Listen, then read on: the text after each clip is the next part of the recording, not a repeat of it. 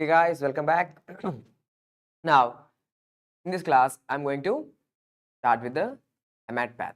Okay. Now, in this class, I'll be starting with the RBC disorders.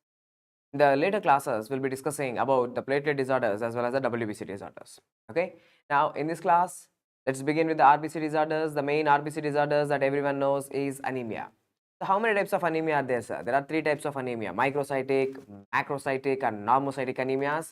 So, in this class, let's try to complete as many anemias as possible. Let's try to discuss like what are the main pathologies involved in this development of these anemias. Okay. Having said that, now without any further late, let's begin our topic RBC disorders. See, in the RBC disorders, first the topic I am taking here is anemias. Okay. So, what exactly is anemia, sir? Okay. So, anemia in males. So, in males, the hemoglobin, okay, the amount of hemoglobin, if it is less than 13.5 grams per deciliter. So, in the male, if the hemoglobin level, if it is less than 13.5 grams per deciliter, deciliter means 100 ml. So, in 100 ml of blood, okay, in 100 ml of blood, if the hemoglobin, if it is less than, if the hemoglobin, the pigment, okay, the pigmented protein, if it is less than 13.5 grams per deciliter, then it should be considered as anemia in the males. The same females, if the hemoglobin, if it's less than 12.5 grams per deciliter, in females, sir, if the hemoglobin is less, if it is less than 12.5 grams per deciliter, then it's considered as anemia in females. So, once a patient is having anemia, what kind of symptoms are going to be seen in the patient? Okay, imagine I'm the one who is having anemia. So, what kind of symptoms are going to be seen? It's the hemoglobin which is bringing the oxygen to the tissues. When less amount of hemoglobin is there means definitely there is going to be hypoxia. Anemic hypoxia is going to occur, right?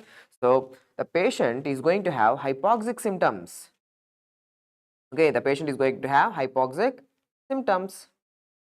So, what are these hypoxic symptoms? So, the oxygen is not properly getting delivered to the tissue. The enough amount of oxygen is not properly going to the tissues. So, hypoxia is there. So, the hypoxia symptoms are going to be weakness. Very easily the patient is getting weak and fatigue. Okay, weakness or fatigability, easy fatigability.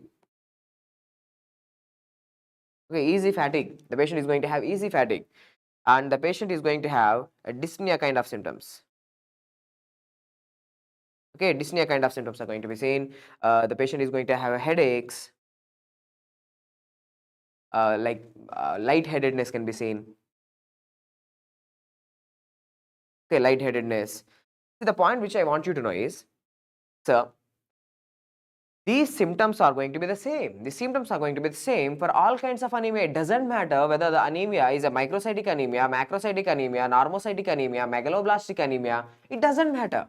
When the person is having anemia, the patient is going to have same this.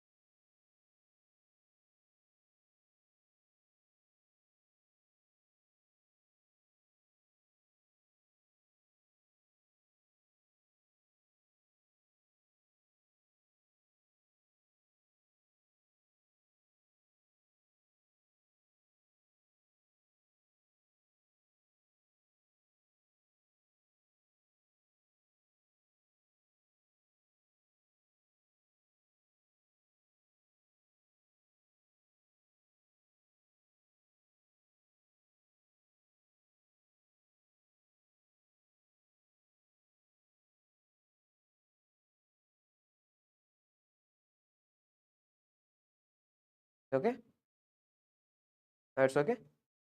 Yes.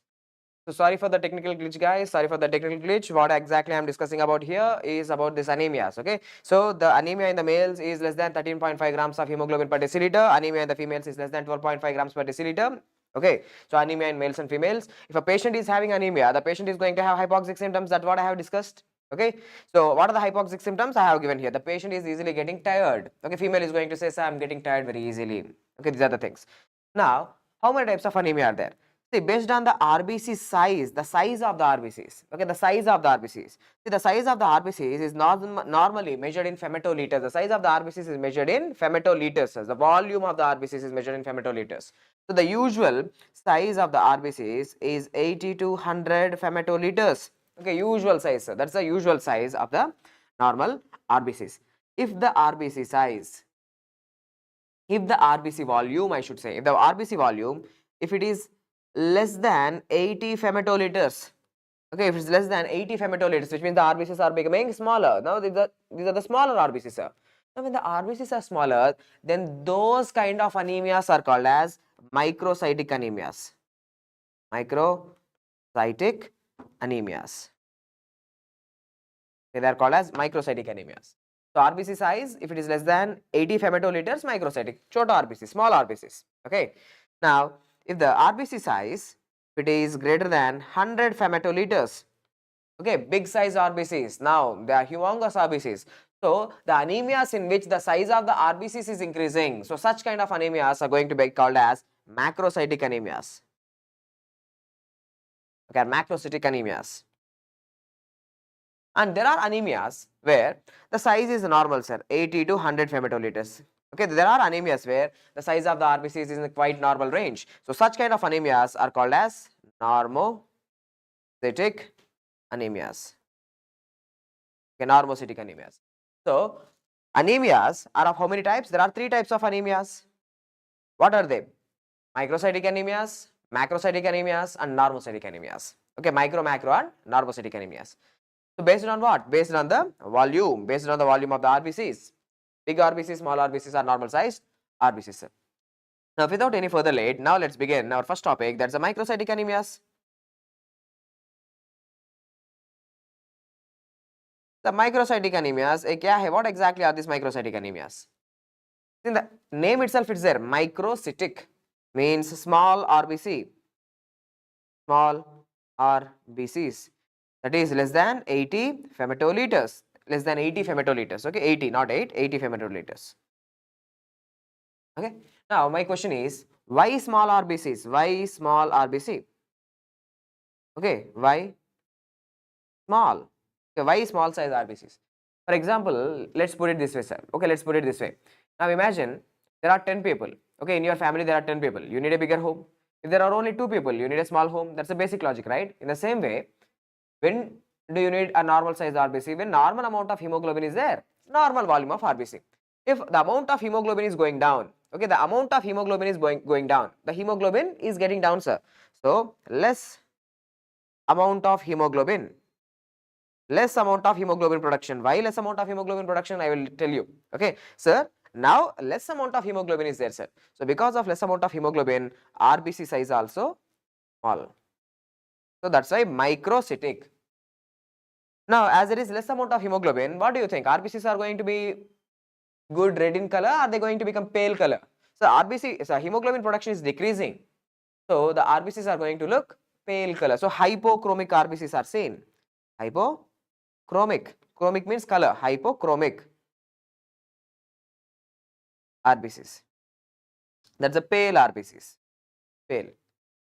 Okay. So hypochromic, microcytic. Hypochromic, microcytic RBCs are going to be seen in microcytic anemias. Now the question is, why less hemoglobin? Why hemoglobin is less? Hemoglobin is less, that's why RBC size is also less. But the question is, why hemoglobin is less? Hemoglobin is less because you should understand, first of all, what is hemoglobin, sir? First of all, see, what is hemoglobin?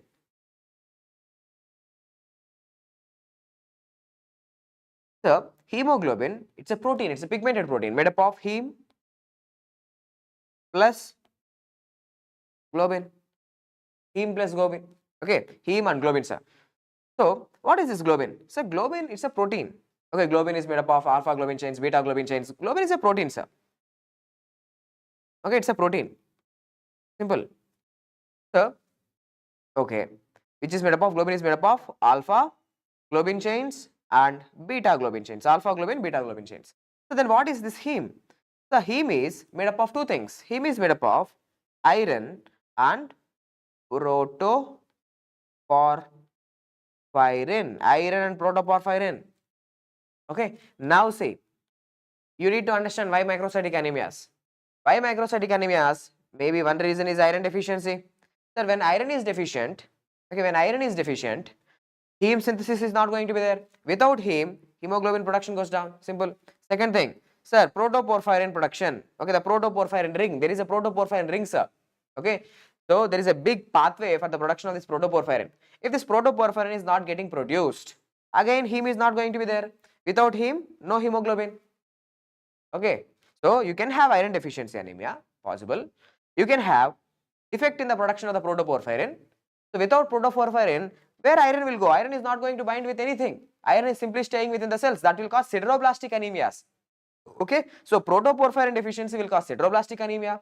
Iron deficiency will cause iron deficiency anemia. And sir, globin chains, the globin, alpha globin and beta globin chains are not there. Okay, insufficient, not sufficient, sir. The globin protein is not getting produced. Sir, the globin protein is not getting produced. Again, without globin, there is no hemoglobin. So that will cause what? Thalassemia, sir. That will cause thalassemia. Thalassemia is the defect with the globin chains. Okay, where there is not enough globin, where there is not enough globin.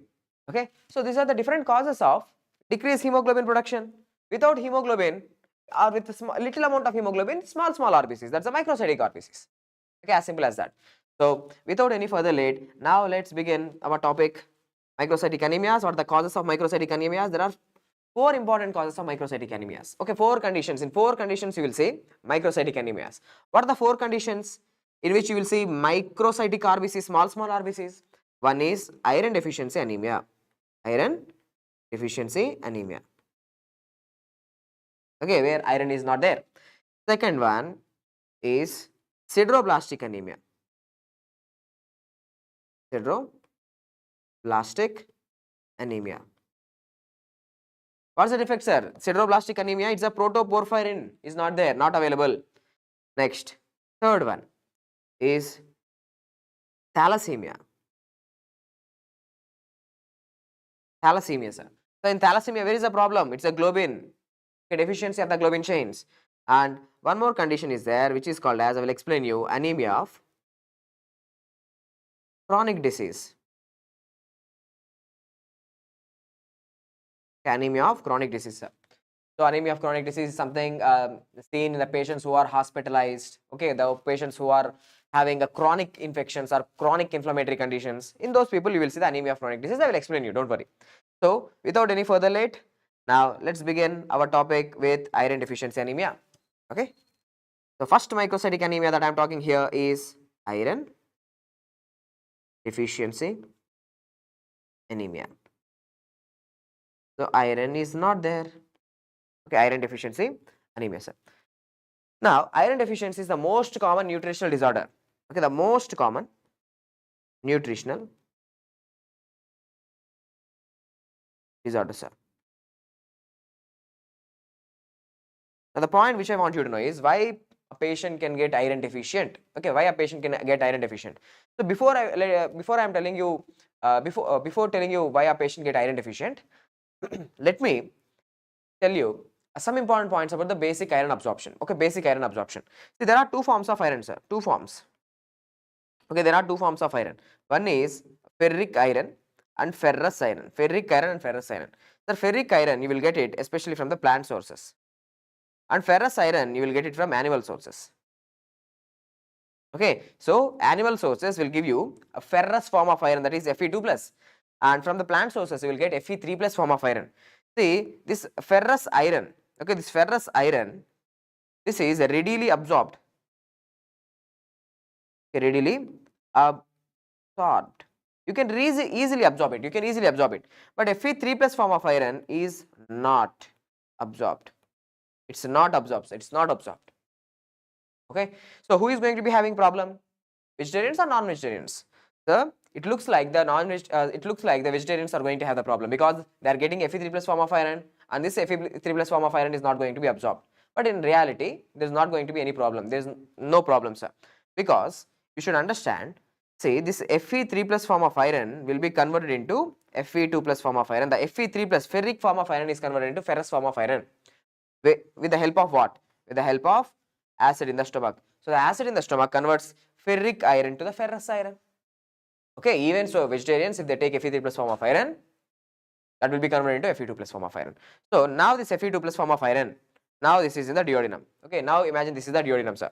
Now here we have Fe2 plus form of iron. Now this Fe2 plus form of iron need to be absorbed. So this is the duodenal introsite. Okay, now this is the duodenal introsite. Now on this duodenal introsite, there is a transporter present. Okay, there is a transporter present, sir. This transporter, it is called as DMT1. Okay, DMT1. So with the help of this DMT1 transporter, iron is coming into the cell. So name of this transporter is DMT1, divalent metal ion transporter 1. With the help of the divalent metal ion transporter 1, Fe2 plus is coming into the cell.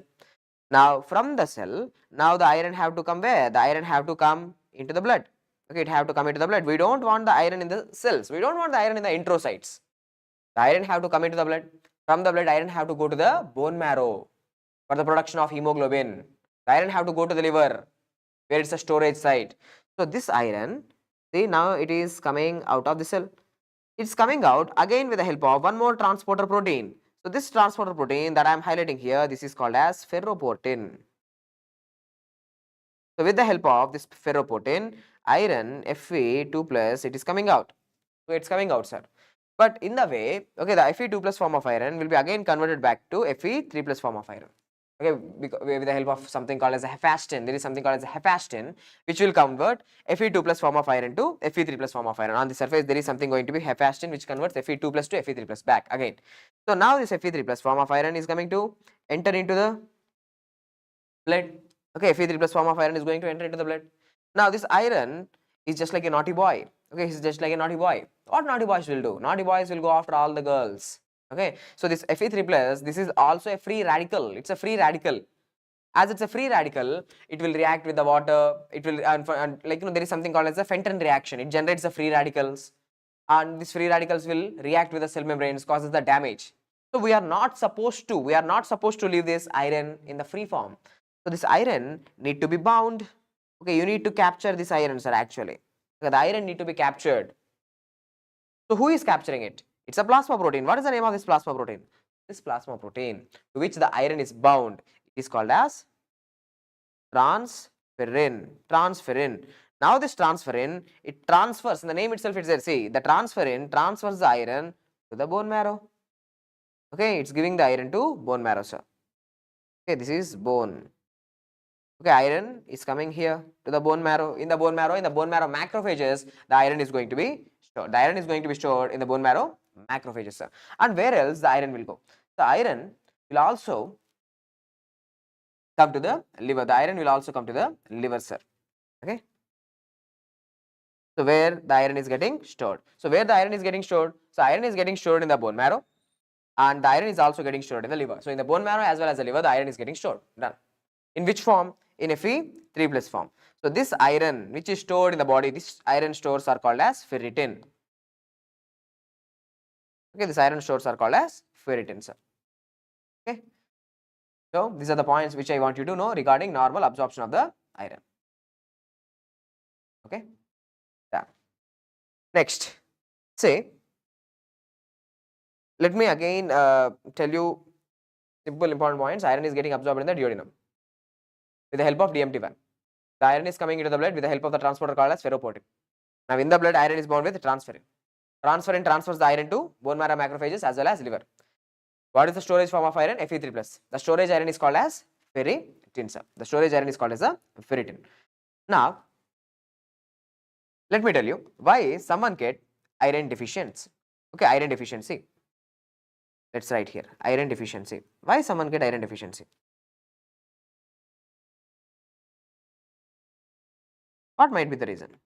So I have already said you, iron deficiency is the most common nutritional disorder in the world. It's very easy that one can get into the iron deficiency. Iron deficiency can be seen in adults, especially with the peptic ulcer disease. Peptic ulcer disease. So peptic ulcer disease means these ulcers will bleed. Okay, the ulcers is going to bleed. That bleeding will come out in the form of hematemesis or either melena. Okay, the peptic ulcer disease can cause. Second cause of iron deficiency can be seen in infants who are breastfeeding. So infants who is breastfeeding, so the milk is deficient in the iron. The milk is deficient in the iron.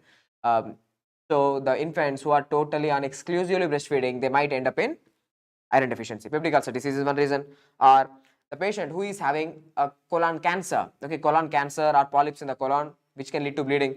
So colon cancer. So these cancers, they will bleed, okay, or polyps.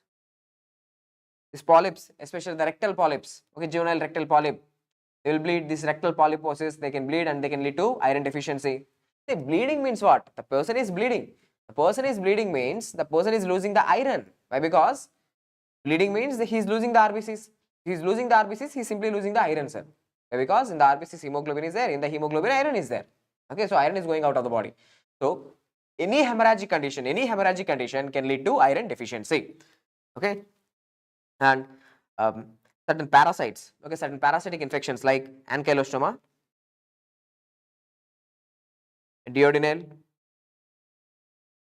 ankylostoma duodenal, sir. In the name itself, it's a duodenal. It's going to live where? It's going to live in the duodenum.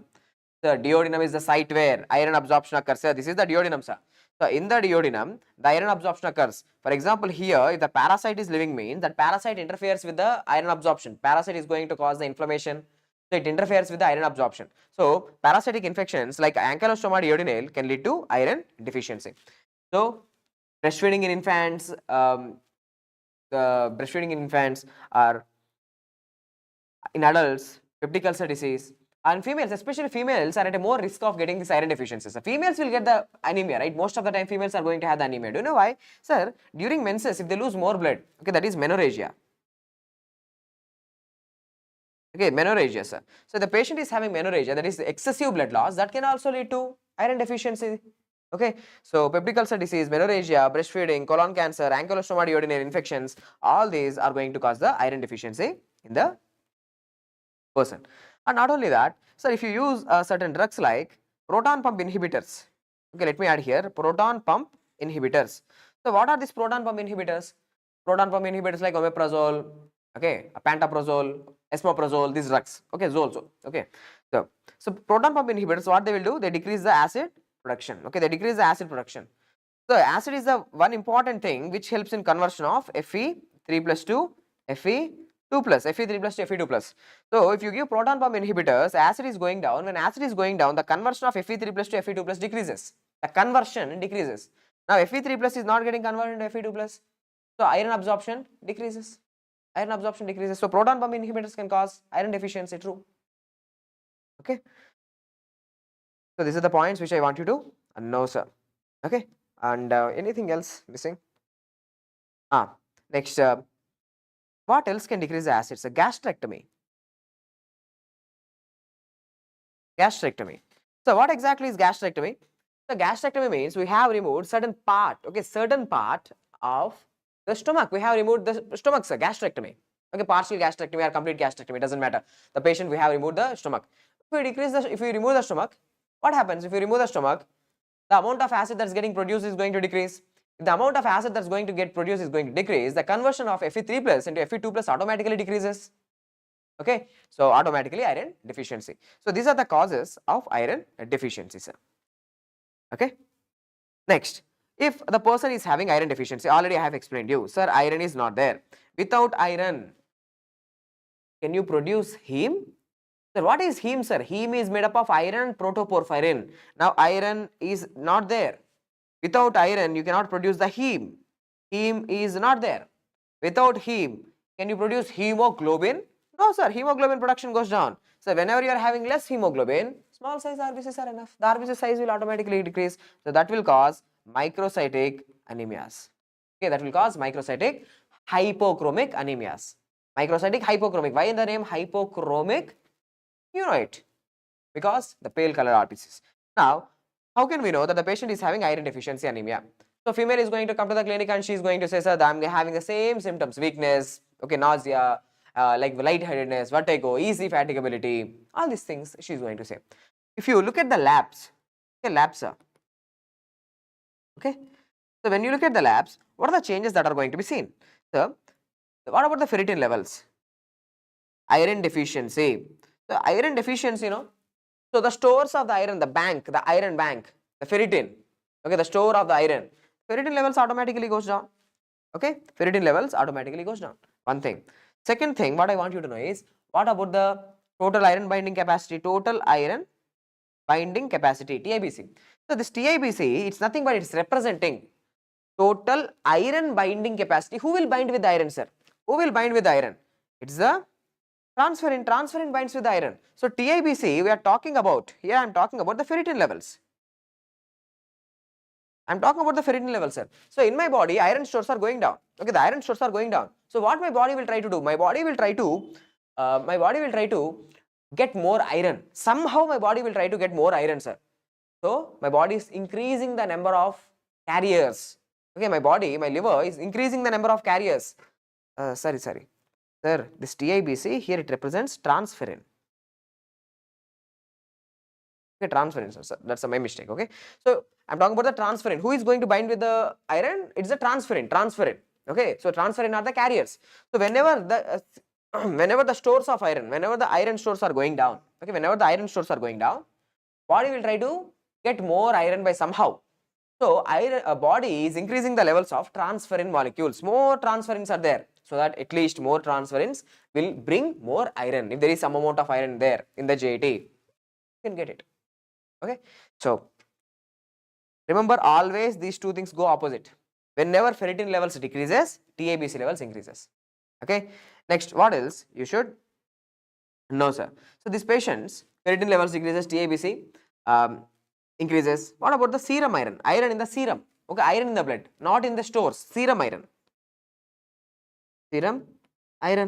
Sir, it's just the iron deficiency. So serum iron also goes down. So the amount of iron which is present in the serum iron also goes down.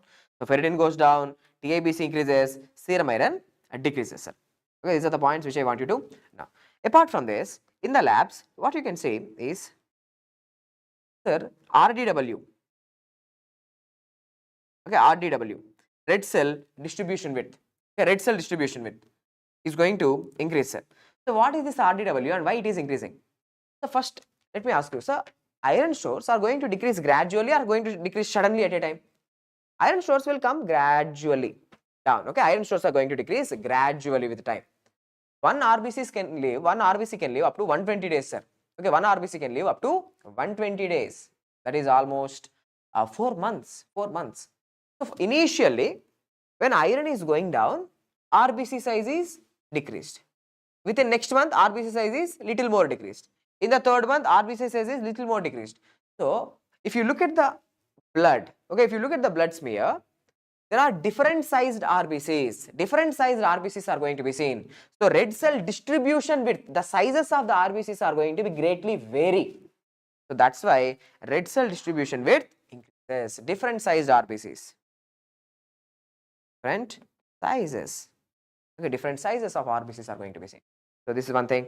Next, what about the free protoporphyrin?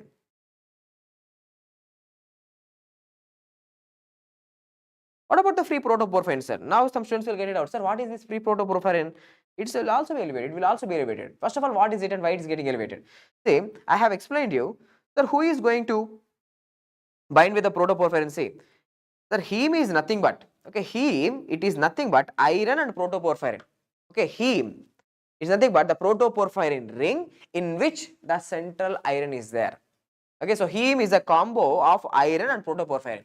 Now in our condition, what about the iron, sir? Iron is deficient. Iron nahi hai. Iron is not there. When iron is not there, what about the protoporphyrin? Protoporphyrin is freely available within the cells. So free protoporphyrin levels in the cell increases. The levels of free protoporphyrin levels, the free protoporphyrin levels are going to increase. So that's why in iron deficiency anemia, the patient are going to have decreased ferritin, TIBC levels increases, serum iron levels decreases, red cell distribution width and free protoporphyrin levels are going to increase. Now one more parameter which I want you to know, which the one more lab change, that's the percentage saturation. Percentage saturation. Okay, so what is this percentage saturation? What you have to know? Say transferrin molecule, one transferrin molecule. See, for example, this is transferrin molecule. Let's take this as a transferrin molecules. Okay, This is the transferrin molecule, sir. Now this transferrin molecule, okay, now it is binding with iron. So it is binding with iron. Okay, it's binding with iron, sir. It can bind with many irons. Okay, it can bind with many irons, sir. Almost it can bind with 6 irons. Okay, but it is not binding with all the irons. Okay, it can bind with all the iron, but it's not binding. Okay, usually the percentage saturation is going to be somewhere around 33%. Okay, the percentage saturation is going to be 33%. Okay, in our condition, see, in our condition, tell me, iron is there? Iron is not there. So iron nahi hai, sir. Iron is not there. Okay, not enough iron is there, I should say. Not enough iron is there. So what happened to the percentage saturation? What happened to the saturation of the transferrin? What happened to the saturation of this transferrin, sir? Saturation goes down. So percentage saturation decreases. Okay, percentage saturation decreases. So that's the one point which I want you to know. Okay, these are the labs. Now what's the treatment? So before treatment, I have to tell you one more condition where there is iron deficiency, sir. One more condition where there is iron deficiency. So there is a condition called as Plummer-Vinson syndrome. Very important for the exams, especially for the board exams and like the FMG exam. The Plummer-Vinson syndrome. What is this Plummer-Vinson syndrome? This Plummer-Vinson syndrome is also called as Patterson-Kelly syndrome, sir. It's also called as Patterson-Kelly syndrome. In this Plummer-Vinson syndrome, the patient is going to have three features. Three features are going to come together in Plummer-Vinson syndrome. Why I am discussing Plummer-Vinson syndrome here is because the Plummer-Vinson syndrome patients are going to have iron deficiency anemia. So iron deficiency anemia, what is one more cause? Plummer-Vinson syndrome. The iron deficiency anemia is going to be seen, that is microcytic anemias. Next thing what is seen is esophageal webs. Esophageal web. Okay, there is webbing in the esophagus. There is a webbing. Okay, so for example, if this is the lumen of the esophagus, imagine. Okay, this is the lumen of the esophagus, sir. In the esophageal lumen, you are having a webbed structure. Okay, there is a webbed structure that is present, sir. For example, something like this, a webbed structure. Esophageal web is going to be present within the lumen. So esophageal web, and last one is angular cheilitis or atrophic glossitis can be seen. Okay, atrophic glossitis. Atrophic glossitis. The patient is going to have a large red beefy tongue. Okay, large red beefy tongue is going to be seen. So at the end of the day, the only point which I want you to know for your exams is, so Plummer-Vinson syndrome, it is associated with iron deficiency. Okay, associated with iron deficiency anemia. Okay, so I have explained you here what are the causes. Any hemorrhage can lead to iron deficiency anemia. Okay, next, what are the laboratory changes that are seen? I have explained you. So what is the treatment that is done, sir? It's a simple supplementation of the iron. Okay, iron supplementation, that is the ferrous sulfate tablets. The treatment is ferrous sulfate tablets.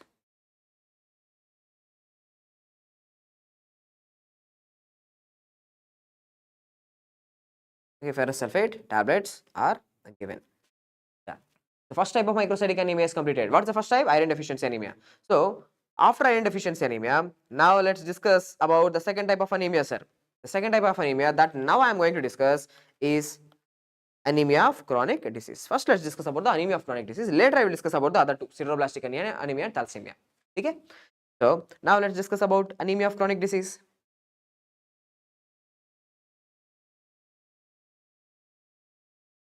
So anemia of chronic disease. So if there is any chronic condition, so the patient is having some chronic condition, for example, like autoimmune disorder.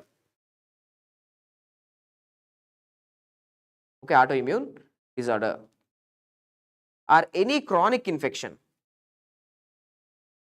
Okay, the patient is having chronic infections. Okay, usually more than 6 months. The chronic infections, chronic autoimmune disorders, or the patient is having cancers.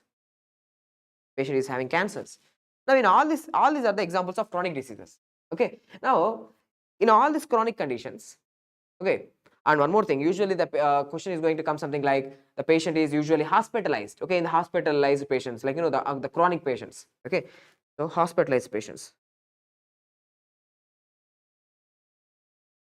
Hospitalized patients. So in these patients, do you know acute phase reactions are going to be produced? One acute phase reactant is going to be produced. Okay, via the liver. Whenever there is chronic inflammation in the body, the liver is going to produce a protein which is called as hepcidin. Hepcidin, sir. Now, do you know what is this hepcidin going to do? Sir, hepcidin is always against iron. It's always against iron, sir. So, hepcidin, what it will do is it decreases the iron levels in the body. Okay, it decreases the iron levels, or I should say it decreases the iron absorption. Okay, decrease the iron absorption, and all the iron whatever is there in the blood, okay, all the iron whatever is there in the blood, that will be packed inside the bone marrow and will be packed inside the liver. So now iron is not freely available anywhere. Why it is happening? Because the iron is one of the most important substance for the bacteria, for the bacterial growth, iron. So our body is thinking something like, sir, there is some infection going on in the body, so we should not give the food for the bacteria. The iron is acting like a food, sir. It's very important for the bacterial, like, growth. So all the iron is packed inside the bone marrow or the liver. So now iron is not there outside anywhere. Anywhere iron is not available, sir. Iron is there in the body, but it is not available for hemoglobin synthesis because iron is totally packed within the liver. Iron is not coming out. Iron is not available for the synthesis of hemoglobin. Okay, so iron level. So this is the iron anemia of chronic disease. So anemia is going to be seen in a patients who are having chronic diseases or chronic inflammations. Okay, so if you look at the labs, okay, if you look at the labs, so how the labs are going to be? What about the ferritin? Sir, is this any deficiency of iron? Is there any deficiency of iron? No, sir. Even ferritin levels actually increases because all the iron, whatever is in the serum, all the iron, whatever is freely there, all that iron is now packed inside the liver and bone marrow. So ferritin levels are going to be more. Sir, if more ferritin is there, means already you are having more ferritin, sir. So what happened to TIBC? That is transferrin levels, the carrier molecules. You are having sufficient amount of iron. When you are having sufficient amount of iron, what happened to the TIBC? TIBC goes down. Simple. Transferrin molecules level goes down. Right now you don't want any carrier molecules. You don't want iron. So TIBC is going down. Next, what happened to serum iron? So serum iron. I have said you, all the iron is going to be packed. So serum iron also decreases. What happened to percentage saturation? The percentage saturation also decreases, sir. Everything decreases. Okay, percentage saturation is also going to decrease. Okay, so this is the point which I want you to know. It's the, who is the culprit, sir? Here the culprit is hepcidin. Okay, in anemia of chronic disease, chronic inflammatory conditions, cancers, autoimmune conditions, liver is going to produce a molecule which is called as a hepcidin. Hepcidin inhibits iron absorption. Hepcidin inhibits iron absorption, true. Also, hepcidin inhibits erythropoiesis, EPO, erythropoietin production, EPO production. Okay, so no erythropoiesis, no hemoglobin synthesis, that can lead to anemia of chronic disease. Okay, that can lead to anemia of chronic disease. So, in this condition, what happened to ferritin levels? Ferritin levels are going to be more, TIBC levels are going to be less, serum iron is going to be less, percentage saturation is going to be less. Okay, what about the free erythrocyte protoporphyrin? The erythrocyte free protoporphyrin. Sir, free protoporphyrin levels. Again, in this condition also, see, iron is not available, sir. Iron is not available for the hematopoiesis or for the hemoglobin synthesis. Iron is not available. So when iron is not available, tell me what happens. Sir, iron nahi hai to, if iron is not there, okay, iron is not there. So protoporphyrin is going to be free. Okay, iron should go and bind with the protoporphyrin. When iron is not there, the protoporphyrin is free, sir. So free protoporphyrin levels within the cells are going to be more. Okay, more. So done, completed. Okay. Next, what else I have to teach you is, sir, if you look at the RBCs under the microscope, what your logic says you? Sir, this anemia of chronic disease, you have taught anemia of chronic disease under microcytic anemias. Microcytic anemias. So RBC size is going to be less, right? RBC size should be less than 80 femtoliters. But most of the time, say RBC size will be normal. The RBC size is normal. So anemia of chronic disease, yes, of course we are discussing under microcytic anemias, but if you look the size of the RBCs, they are normal. So they are normocytic. Okay, normocytic anemias. So tell me, sir, if they ask you anemia of chronic disease, is it a microcytic anemia or normocytic anemia? The best answer is going to be a normocytic anemia. Though yes, I know I have discussed it under the microcytic anemias, but most of the time the RBC size will be maintained normal. So it's a better example under normocytic anemia, sir. Okay, so what's the treatment? You have to simply address the underlying cause. Just address the underlying cause. What's the wrong with this patient? Okay, so why the chronic inflammation is there, or why the chronic infection is there? Okay, what is that autoimmune disorder? You just try to address the problem. So second type of anemia is also completed, sir. Now the third anemia that I'm going to start, third microcytic anemia that I'm going to start is sideroblastic anemia. Sideroblastic anemia. So, what is this sideroblast? Sidero means iron. Sideroblastic anemias. See, in the sideroblastic anemia, what is the problem? So, decrease protoporphyrin. Decrease protoporphyrin, sir. Okay. So, when protoporphyrin is not there, see, protoporphyrin have to bind with the iron and forms heme. Now, protoporphyrin is not there, sir. So, what happened to the heme, sir? Heme also decreases. When heme is not there, so when heme is not there, do you think hemoglobin will be there? No hemoglobin. No hemoglobin. So if hemoglobin is not there, that causes microcytic anemia. Okay, MCM, microcytic anemia, sir. Okay. Now, what I want you to know here is, sir, how the protoporphyrin is synthesized. Okay, how the protoporphyrin is synthesized. Let me show you. Sir, look here. These are the different stages in which the protoporphyrin is synthesized. At the end of the day, look, protoporphyrin is synthesized. The protoporphyrin is going to bind with the iron. The protoporphyrin is going to take the iron and forms heme. Okay, it forms heme, sir. Okay. Now, the most important point is, in the production of protoporphyrin, what do you need? Enzymes. Which enzymes? Allosynthes. Okay, allosynthes, sir. This is an enzyme. Amino levulinic acid synthase. Okay, amino levulinic acid synthase, allosynthes. This enzyme is liquid, and aldehydrate. Okay, alad. See, this is ALAS, alas, ALAD, alad. So this alas and alad, these are the enzymes which are very much important in the production of protoporphyrin. Sir, if these enzymes are deficient, these enzymes are deficient, sir, or these enzymes are inhibited, these enzymes are not functioning, at the end of the day, protoporphyrin is not going to be produced.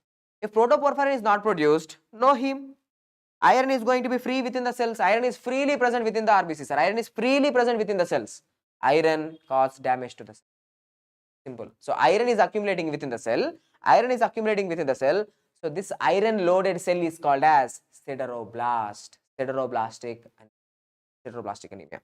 So let's write one by one. What are the problems that what is the problem that is seen in the sideroblastic anemia? Let me write here, sir. See, sideroblastic anemia, this amino levulinic acid synthase, that is the ALAS, these enzymes. Okay, ALAS, ALAS and ALAD. These are the most important enzymes in the production of the protoporphyrin. Okay, protoporphyrin. And one more enzyme is there which is called as a ferrochelatase. Okay, ferrochelatase. Sir, where is this ferrochelatase? We haven't seen this ferrochelatase. Now just wait, look here. Sir, the last step, sir. Okay, the last step.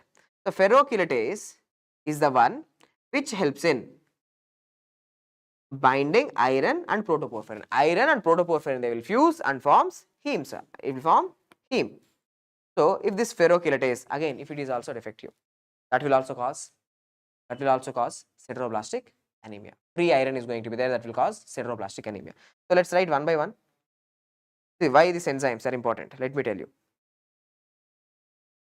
So in most of the cases, there is deficiency of this enzyme, ALAS deficiency by birth itself, congenital deficiency of ALAS. Okay, congenital deficiency of ALAS, sir. Now, what else? Sir, lead poisoning. There is something called as a lead poisoning. The lead poisoning, alcoholism. The lead poisoning, alcoholism, they will cause Okay, they will cause deficiency of this enzyme. Okay, lead poisoning, if lead poisoning is there, LAD is going to be affected. So congenital deficiency of LAS can be seen. And for the functioning of this amino-levulinic acid synthase, see, for the functioning of this amino-levulinic acid, levulinic acid synthase, what do you require? You require vitamin B6. B6 is required. So if the B6 is deficient, this enzyme is not going to function. That enzyme is not going to function. If that enzyme is not functioning, protoporphyrin is not produced. If protoporphyrin is not there, heme is not there. If heme is not there, hemoglobin is not there. So that will cause microcytic anemias. So what are the causes of this sideroblastic anemia? The causes of sideroblastic anemia are, sir, B6 deficiency can cause it. Lead poisoning can cause it. Alcoholism can cause it. Okay. So these are the important causes. Important causes are B6 deficiency, lead poisoning and alcoholism. They will also affect ferrochelatase.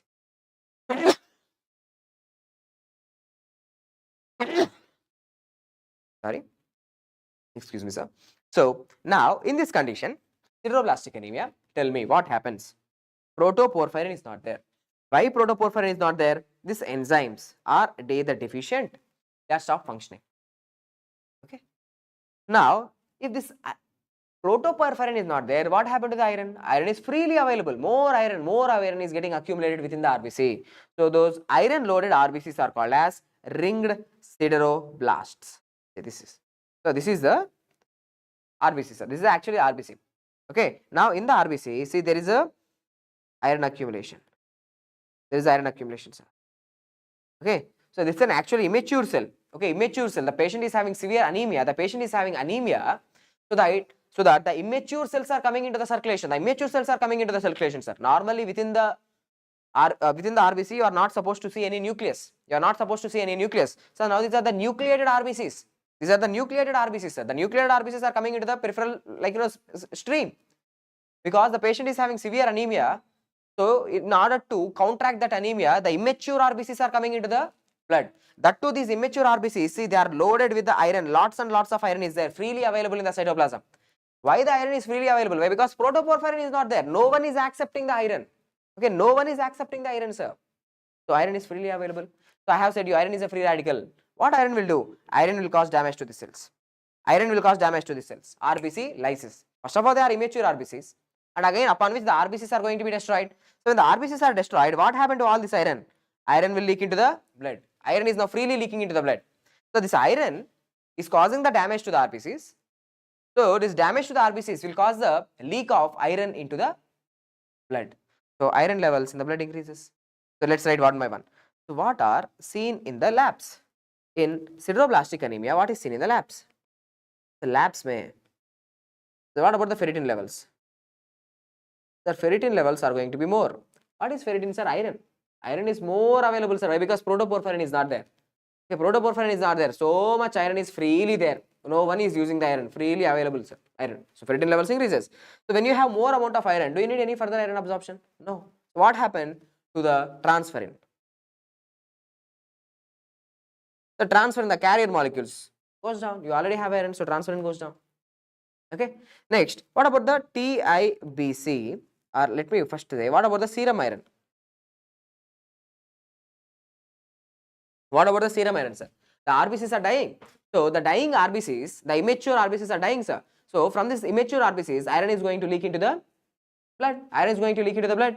So more iron is going to be there in the serum. So serum iron levels are going to be elevated. The serum iron levels are going to be elevated. If more serum iron is there, what happened to the percentage saturation? Percentage saturation also increases, sir. Percentage sat increases. So more iron is there in the blood. Okay, so this iron will go and bind with the transferrin. Okay, whatever the transferrin are there. Okay, of course transferrin levels decreases. So whatever the transferrin are there, the iron will go and bind with the transferrin. So percentage saturation increases. Okay, percentage saturation increases.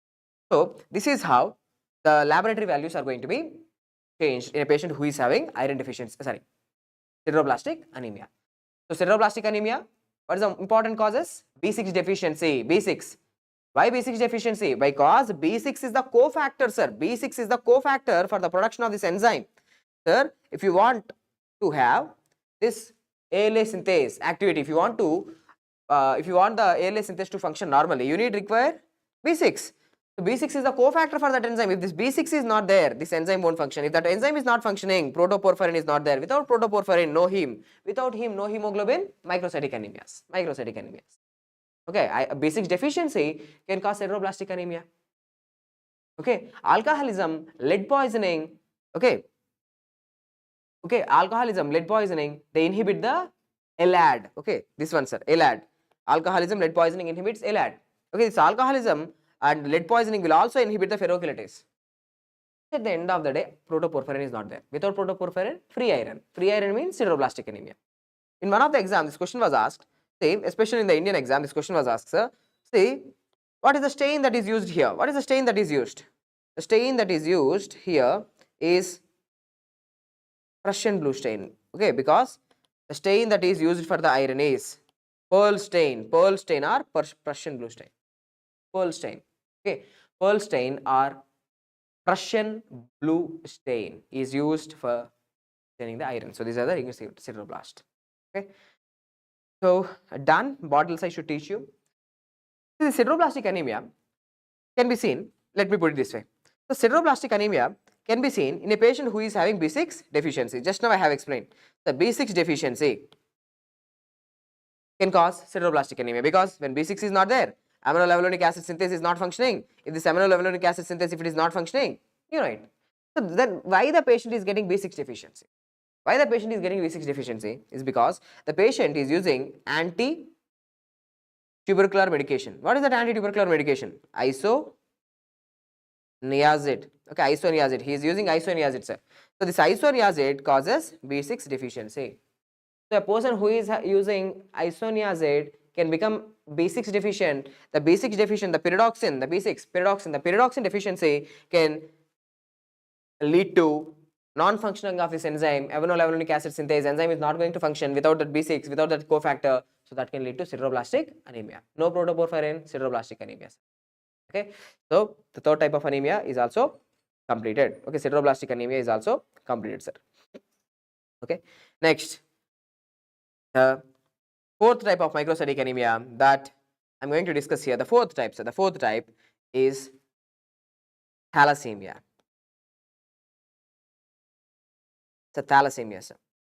Okay, so the thalassemia is the most common. Okay, the thalassemia is the most common hemoglobinopathy in the world. It's a hemoglobin related problem, sir. Thalassemia is a hemoglobin related problem. So do you know what is the problem with the thalassemia? Sir, in thalassemia, the problem is deficiency of the globin chains. Okay, the patient is having anemia. Why anemia? Because deficiency of globins. Globin is deficient, that's it, not defective. It's not defective hemoglobin, deficiency of the globin chains. Now tell me, how many types of globins are there? How many types of globin chains are there, sir? Alpha globins, beta globins. If alpha globin chains are defective, if alpha globin chains are deficient, that will cause alpha thalassemia. If the beta globin chains are defective, deficiency. If the beta globin chains are deficient, if the beta globin protein is deficient, that will cause beta thalassemia. Okay, alpha thalassemia or beta thalassemia, sir. Okay, alpha thalassemia and beta thalassemia. So how many types of thalassemia are there? Alpha and beta.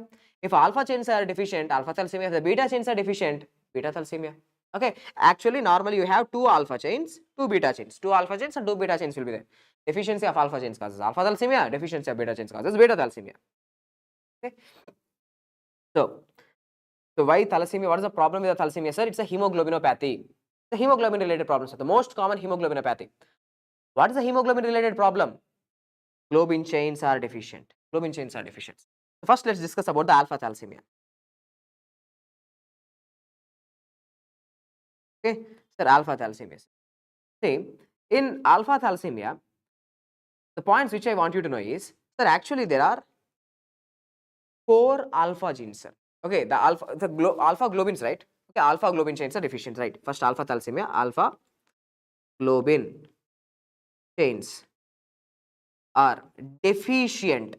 So quantitative problem, not the quality. Quantity is less, sir. Quantitative problem. So alpha globin chains are deficient. See, for this alpha globin is a protein. there should be genes. So how many genes are there? How many alpha genes are there? There are 4 alpha genes.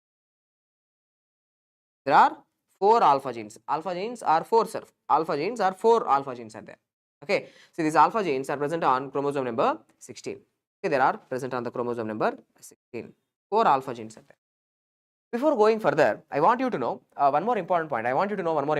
Normally we adults, we have which type of hemoglobin? HbA. Okay, HbA. Also HbA2. There is one more type of hemoglobin called as HbA2. And fetus. Okay, fetus during like in the fetal period, fetus is going to have fetal hemoglobin HbF. Sir, what is the difference between HbA, HbA2 and HbF, sir? What is the difference between different types of hemoglobin? So, adult hemoglobin is made up of 2 alpha chains, 2 beta chains. Just now I have discussed, you know it. So, there are 2 alpha chains and 2 beta chains, 2 types of globins, alpha globins, beta globins, 2 alpha globins, 2 beta globins. In HbA2, 2 alpha chains are there and 2 delta chains are there. 2 alpha, 2 delta, 2 alpha, 2 delta in HbA2. It's also adult hemoglobin, HbA2. In HbF, fetal hemoglobin, sir, alpha 2, gamma 2, sir, alpha 2 and gamma 2. Different type of, like, you know, people in adults and in children. Now, here the point is, sir, what is alpha thalassemia and why it is coming? Alpha thalassemia is due to deficiency of the alpha globin chains. How many genes are there for the alpha globins? So, there are 4 genes for the alpha globins. There are 4 alpha genes. 4 alpha genes. Now, say, sir, if one alpha gene is deletion, sir. Usually, alpha thalassemia is because of the gene deletions. Genes are deleted. If one alpha gene is deleted, do you think will there be any problem? No problems. Asymptomatic. So the patient is usually asymptomatic. Okay, one alpha gene is defective, the patient is going to be absolutely asymptomatic. So if 2 genes are deleted, 2 alpha genes are deleted. If 2 alpha genes are deleted, now alpha globin chain production decreases. The alpha globin chain production decreases. If the alpha globin chain production decreases, mild anemia, sir. Mild? Yeah. A little anemia. Mild anemia is going to be seen. Okay. So, if 3 genes are deleted, what happens? Now, alpha globin chains are not getting produced. Okay. Now, alpha globin chains are not going to be produced. If alpha globin chains are not getting to be produced, what's the only chain that's left over? Beta chains. Beta chains are there. There is no problem with the beta chains. Now, normally alpha chains and beta chains will be together. Alpha chains bind with the beta chains. Okay, alpha and beta chains are going to be together, sir. Now, when alpha chains are not getting produced because of the 3 genes are deleted, so alpha gene production, the alpha globins production is going to be very much deficient. Now, it's only beta genes and beta globins are there. Only beta globulins are there. Okay, beta globulins are there. Now, only beta globulins are going to be bind with the beta globulins. So, this forms tetramers of beta globulins. So, now if 3 genes are deleted, that forms beta chains. The beta chains are going to form tetramers. Okay, beta chains. Only beta chains are there now. It should be 2 alpha, 2 beta. Tetramer. 2 alpha, 2 beta. Now, only beta are there. So, that causes beta chain tetramers. Okay, all are beta chains. Beta, beta, beta, beta. Now, 4 beta chains. So, this type of hemoglobin where beta tetramers are seen, this is called as HbH. What is HbH? So, HbH is nothing but, so the patient is having deletion of 3 genes where there is severe anemia and the patient is having which type of hemoglobin? HbH. HbH means tetramers of beta are there. Okay. So, now this HbH, this type of hemoglobin is going to cause damage. It's going to cause damage to RBC. So, RBCs are going to be undergoing lysis. Okay, RBCs will undergo lysis, that causes anemia, sir. If 4 genes are deleted, see 4 alpha genes are deleted, 4 genes are deleted. If 4 genes are deleted, tell me, so there is no alpha globin chain at all. From the birth itself, or I should say in utero itself, so the baby is not having any alpha genes, all alpha genes are deleted. If all alpha genes are deleted, the baby cannot produce any alpha globin chains. Sir, during intrauterine life, what type of hemoglobin is there? Hemoglobin F is there. Hemoglobin F also, see, it have 2 alpha globin chains. Now, Do you think the baby is going to produce this alpha globin chains? No, sir. Alpha globin chains are not going to be produced. If alpha globin chains are not produced, means only gamma chains are there. So only gamma chains are going to be there in utero life. These gamma chains are going to form tetramers. These gamma chains are going to form tetramers, sir. So if 4 alpha genes are deleted, means, right, deletion of 4 genes will cause gamma tetramers. These are called as hemoglobin BARTs. This type of hemoglobin is called as hemoglobin BARTs. So this is not compatible with life, sir. The baby is going to die in utero itself. The baby is going to die in utero itself. That's called as a hydrops fetalis. The hydrops fetalis. So the baby is going to die with severe anemia. Severe anemia. So hydrops fetalis. Okay. So 1 alpha gene deletion, not a problem. 2 alpha gene mutation, deletion, mild anemia. 3 alpha gene mutation, or I should say that 3 alpha gene deletion. The 3 alpha gene deletions can cause HBH, and 4 alpha gene deletions is not compatible with life, that is death in utero because of hydrops fetalis. Okay, hydrops fetalis. Okay, so alpha thalassemia is completed, sir. Alpha thalassemia is completed. Okay, now after alpha thalassemia, what is the next variety? Beta thalassemia. Okay, beta thalassemia, sir. So what is the beta thalassemia? What is the problem? Sir, actually there are 2 genes for beta globin. Okay, there are 2 genes for beta globin, sir. Okay, there are 2 genes for beta globins. Okay, now when these genes are mutated, not deleted, mutated. Okay, when the genes are mutated, what happens? Gene mutation. So gene mutation. So there is deficiency, again not defect, deficiency in beta globins. So simple, sir. Gene mutations. 2 types of genes are there. Not 2 types of genes. 2 pairs of 2 genes are there. 2 genes. Okay, not 2 pairs also. 2 genes are there. 2 beta genes. Okay. So gene mutations can lead to deficiency of beta globins. If beta globins are deficient, that causes beta thalassemia. Beta thalassemia. Now let me put it this way, sir. These are the normal beta genes. Beta, beta. This is something normal. 2 beta genes are functional. Both are functional, sir. Okay. Now what happens? See, if the mutations are something like this, right? See, tell me, we are having how many beta genes? 2 beta genes, one from the mother, one from the father. Okay. Now, one beta gene is normal. One beta gene got mutated. One beta gene got mutated, sir. Now, mutated means now it is going to produce, see, this beta plus. What is this beta plus represent? It represents, okay, beta plus, it represents something like deficiency of globin. Now it's going to, yes, it's still working. It produces less beta globin. It codes for less beta globin. Now there is something called as beta naught. Beta naught means complete absence. It's not going to code for any protein. It's not going to code for any protein, sir. Zero production, zero. It's not going to produce any protein. Okay, so the patient can have beta and beta naught. Now let's make it a little bit more problematic. Now, what if the patient is having both the beta genes, beta plus, means both are mutated, both are going to produce deficient globin chains. Now let's make it more worse, sir, more worse. The beta naught means both complete absence. They are not at all coding for, okay, they are not at all coding for any beta globins. Okay, they are not at all coding for any beta globins. Complete, very severe, most severe condition. So how many combinations are possible? There are 4 combinations possible, sir. See, let's take the extremes. Let's check about the extremes. So one is this one. One is normal, other is little affected, So this is called as minor, beta thal minor. A minor problem. Why? Because one gene is normal, it's coding for normal beta globins, and other gene is little affected, so it's causing deficiency in the beta globins. Okay, little deficiency in the beta globins. And last one, sir, complete absence, beta globins are not getting produced. Okay, this is a more severe condition, sir. This is a more severe condition. This is the milder condition. See, beta thal minor is a minor condition. Beta thal major is a, it's a more severe condition. So this is called as beta thalassemia major. Okay, beta thalassemia major, it's a severe condition. Okay, so now let's see about the beta thalassemia major now. First, let's discuss about the beta thalassemia major, or we can discuss about anything. First, let's discuss about the beta thalassemia minor. What is the problem in beta thalassemia minor?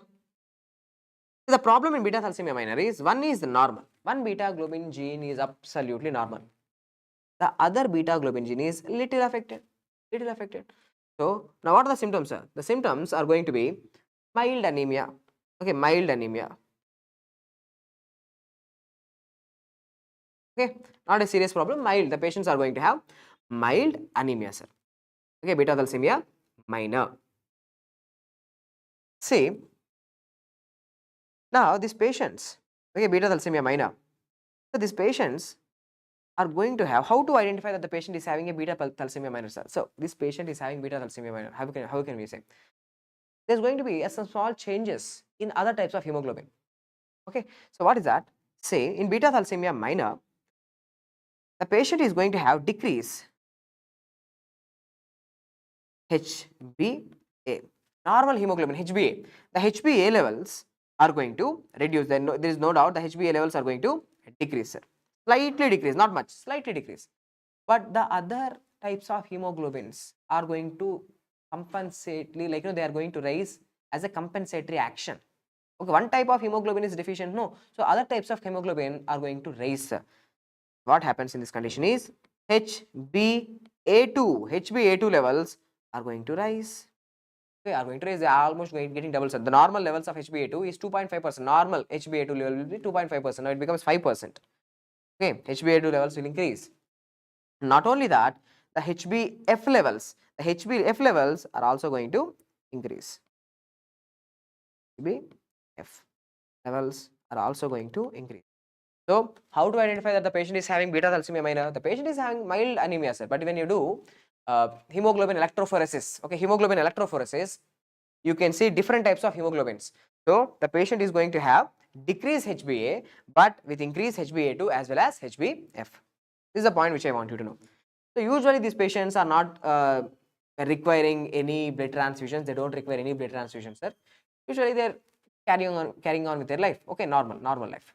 But what about the major, sir? Beta thalassemia major. Beta thalassemia major. So this is more serious condition. These patients will die if you don't give blood transfusions. They are surviving only on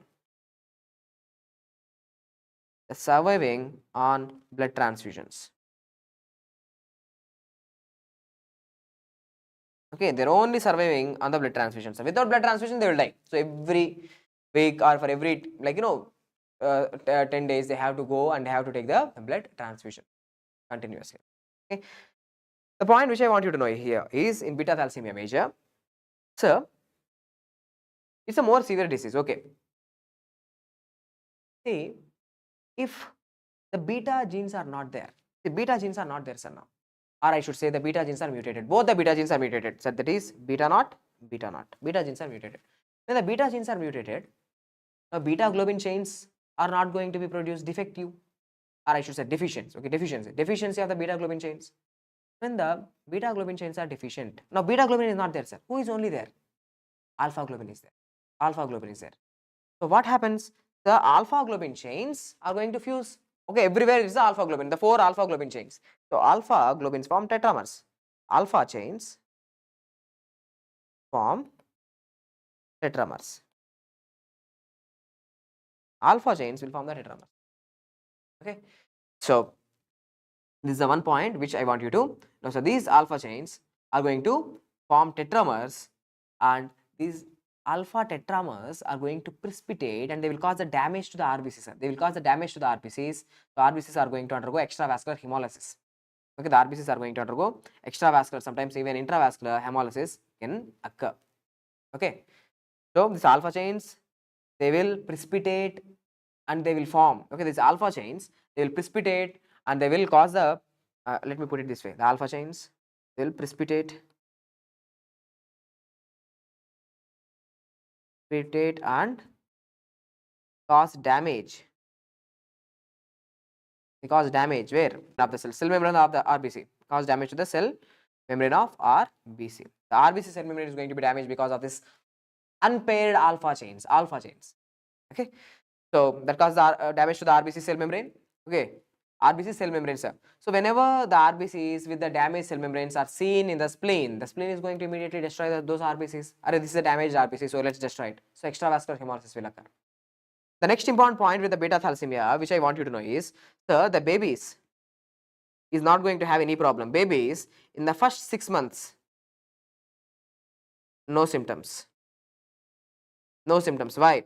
Because you know, sir, in utero also no problem. In utero also no problem. Beta thalassemia major, because in utero, what kind of hemoglobin is there, sir? HbF hemoglobin is there. HbF hemoglobin is there. What is HbF? Alpha 2, gamma 2. Alpha 2, gamma 2. There is no such thing as beta. Okay, there is no such thing as beta chain. So, beta thalassemia major babies, the beta thalassemia major babies, when they are in utero, they do not have any problem because there is no concept of beta. Okay, there is no point of the beta chain, so they are absolutely normal. But after taking birth, what happens? After the 6 months, the first 6 months also same, fetal hemoglobin is dominant. So, by 6 months what happens? So, by 6 months, the fetal hemoglobin is replaced with adult hemoglobin. Fetal hemoglobin is replaced with the adult hemoglobin. So, fetal hemoglobin, okay, but these babies do not have beta chains. These babies do not have beta chains. As they are not having beta chains, okay, these babies are not having beta chains, sir. Only alpha chains are there. Okay, so symptoms will start to appear after 6 months. First 6 months they are surviving. After 6 months they will be having problem. So what is happening? The alpha chains will precipitate. Alpha chains will cause damage to the cell membrane. So damaged cells, damaged RBCs are going to get broken down the spleen. So that's the extravascular hemolysis that's going to occur, sir. Extravascular hemolysis are going to occur. So these patients are having very severe hemolysis. Because beta thalassemia patients are going to have very severe hemolysis. So lots and lots of hemolysis, sir. Breakdown. Lots and lots of hemolysis occurring. So what my body will try to do? My body will try to compensate. So how my body is compensating? Now, till now the RBC production, till now the RBC production is happening in the bones, long bones in the body. Now, in order to produce more RBC, the hematopoietic activity will also start to occur in the flat bones, Now, there is extra medullary hematopoiesis that's going to occur. So, in this condition, beta thalassemia major, there is going to be extra medullary hematopoiesis. Sir. Okay, so where hematopoiesis, now the hematopoiesis is happening even in the skull bones. Okay, hematopoiesis is extended to the skull bones. So that's why in these patients, okay, if you look at their face, so their face, because of this extramedullary hematopoiesis, the thickness of the bones increases. Their face is going to look like a lion-like faces. Okay, lion-like faces are going to be seen in beta thalassemia major. True. Okay, lion-like faces are going to be seen. If you take an X-ray, see how the skull is going to look like. So all these spikes, they are representing extramedullary hematopoiesis. This is called as crew-cut appearance. So crew-cut appearance is seen on the X-ray. Crew-cut appearance is because of the extramedullary hematopoiesis. Okay. Next, what else? Sir, more RBCs are getting destroyed, right? Because of the alpha chain precipitation. Alpha chains will cause the damage to the cell membrane. So whenever the damaged cells are there, the cells are dying. Usually RBC destruction happens where, sir? In the spleen. But more cells are dying. So now this destruction of the cells are also happening in the spleen as well as the liver. So now they are doing more work. Breaking down the RBCs.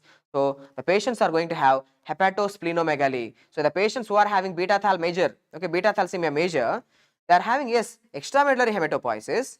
True. Because of that, they are going to have lion-like faces. Okay, lion-like faces or chipmunk-like faces. Okay, chipmunk-like faces or lion-like faces. Lion-like faces or chipmunk-like faces. And one more thing, on X-ray, what you will see? The crew-cut appearance. Okay, crew-cut appearance is seen on the X-ray. Crew-cut appearance. Okay, or that crew-cut appearance is also called as hair-on-end appearance. Okay, hair-on-end appearance can be seen on the X-rays. That's also possible. So more RBC breakdown is happening in the reticuloendothelial system. So there will be hepatosplenomegaly, hepatomegaly and splenomegaly. Okay, so there can be hepatomegaly as well as splenomegaly, sir. Now, if you do electrophoresis, HB electrophoresis, what can be seen? Sir, how to identify beta cell major? This is the case of beta cell major. Do you know what happens? Sir, HB electrophoresis, so no HbA, little to no HbA, sir, no HbA, no HbA, hemoglobin A is absent. Why hemoglobin A is absent, sir? Hemoglobin A is made up of 2 alpha, 2 beta. Beta is not there. Beta is not there. That's not a hemoglobin A. So hemoglobin A is not there. Now what else is there, sir? So the patient is going to have HbA2 levels and HbF levels. They are elevated. So HbA2 and HbF levels are going to be elevated, sir. Okay. So definitely it's a microcytic anemia. Hemoglobin production is not there, sir. Hemoglobin production, the beta globin chains are not there. So less hemoglobin. So small size RBCs. So microcytic hypochromic RBCs are going to be seen. Especially in this condition, the patients are also going to have something like this. Let me show you. So these patients with beta thalassemia major, they will have this kind of RBCs, sir. So what are these RBCs? These are target cells. These are target cells. They are looking like a bullseye, right? Bullseye or target cells. So why target cells? Is because, see, the RBCs, first of all, they are small in size. What about the hemoglobin inside the RBCs? What about the hemoglobin, amount of hemoglobin inside the RBCs? Now less hemoglobin. Now when there is less hemoglobin, now RBC membrane is not going to be stiff, sir. Let's put it this way, like, in an easy way to understand. So now the hemoglobin is not going to be there. Deficiency of the hemoglobin. When less hemoglobin is there, now RBCs are going to become very loose. Hemoglobin is not there. They are not going to be stout. They are not going to be stiff. Now inside the cell, the hemoglobin is very less. So the membrane is going to be very much loose. So now the RBC membrane will become something like this. For example, say normal RBC membrane, it's like this, sir. So inside what is there? Hemoglobin. Good amount of hemoglobin is there. Good amount of hemoglobin is there. Okay. In the periphery, you are going to have more hemoglobins. Okay. Like this. But what happens in beta thalassemia, there is severe deficiency of the hemoglobin. So RBC is going to become, like, in the membrane is going to become loose. So that loose membranes, the loose RBC membranes can form blebs like this. They can form what? Can form blebs. Cytoplasmic blebs. Okay, the cell membrane blebs. Okay, they are forming the blebs. Now some amount of hemoglobin will come and get deposited over here. Some amount of hemoglobin. So yes, hemoglobin is there in the periphery. Okay, but some amount of hemoglobin will also come and get deposited in the center. So now the center also you can see that red color. So that's why, sir. Okay, so target cells can be seen. Target cells can be seen, crew-cut appearance, the chipmunk faces or line-like faces can be seen, extramedullary hematopoiesis. Okay, that completely dependent on the transfusions. Completely that dependent on the transfusions, sir. Without transfusions, they won't live. So there is no problem during the childhood, or I should say there is no problem before the 6 months. Okay, in utero and 6 months, no problem. After 6 months, when the fetal hemoglobin is getting transitioned into the adult hemoglobin, then comes the problem. Then comes the hemolysis. Okay, these are the problems, sir. And what else I want you to know is that these patients who are having beta thalassemia major, okay, these patients who are having the beta thalassemia major, they are continuously taking the transfusions from outside. They are taking the normal RBCs, the blood transfusions. Okay, they are like blood vampires. They are drinking the blood. Okay, they are always every, like, for every 10 days, 12 days, they are going and taking the blood transfusions, which means they are simply taking the iron from outside. Blood, they are taking the blood, sir, from outside. They are taking the blood. So every time they are loading their body with more and more iron. Blood is nothing but the iron. Blood have hemoglobin. Hemoglobin have heme have iron. So they are taking the iron into the body. So these patients are at a risk of developing hemochromatosis. So what is the risk, sir? So these patients are at a risk of hemochromatosis. These patients are at risk of developing hemochromatosis. That is iron overloaded state. Iron overloaded state. So these are some important points regarding the thalassemia. So remember, the thalassemia is not a qualitative problem. It's a quantitative hemoglobin defect. Quantitative problem, which means alpha globin is deficient, alpha thalassemia, beta globin deficient, beta thalassemia. Okay, so done, sir. Microcytic anemias are completed. I hope this will be enough for today. in the tomorrow's class, let's continue with the macrocytic anemias and normocytic anemias in the tomorrow's class. Hope the class is helpful. See you tomorrow. Thank you.